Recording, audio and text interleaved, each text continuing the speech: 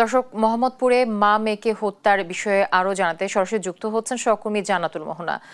মোহনা, হত্যার কারণ কি জানা গেছে কিনা, কি তথ্য দেবেন আমাদেরকে?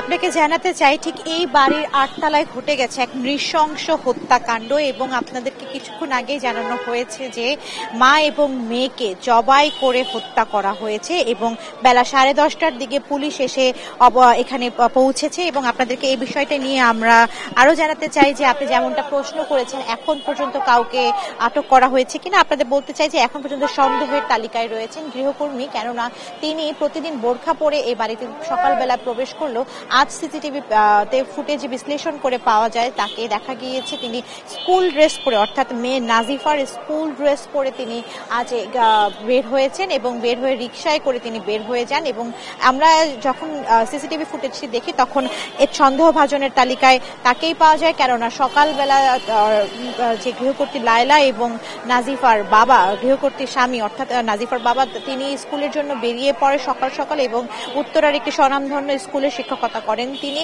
এবং আপনাদেরকে বলতে চাই এরপরে গৃহে প্রবেশ করে গৃহকর্মী এবং গৃহকর্মী ছাড়া এরপর আর কাউকে প্রবেশ করতে দেখা যায়নি এবং এই ঘটনাটি ঘটে সকালবেলায়।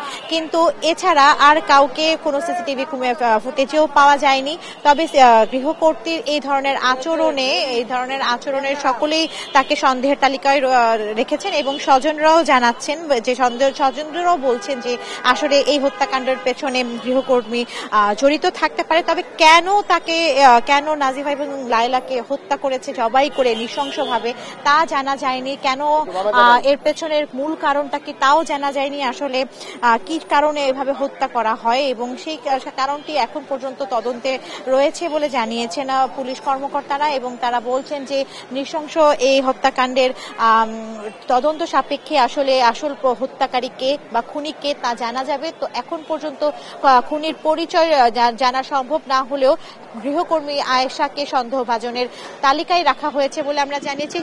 তারপর থেকেই কিন্তু আমরা দেখেছি এই বাড়ির সামনে জড়ো হতে থাকে পাড়া প্রতিবেশীরা, সেই সাথে যারা স্বজনেরা ছিলেন সেই স্বজনেরাও জড়ো হতে থাকেন এবং সেই সাথে আহাজারিতে ভেঙে পড়েন। এবং আপনারা জানেন যে এই বিষয়টি জানাতেই কিন্তু আমরা এখানে অবস্থান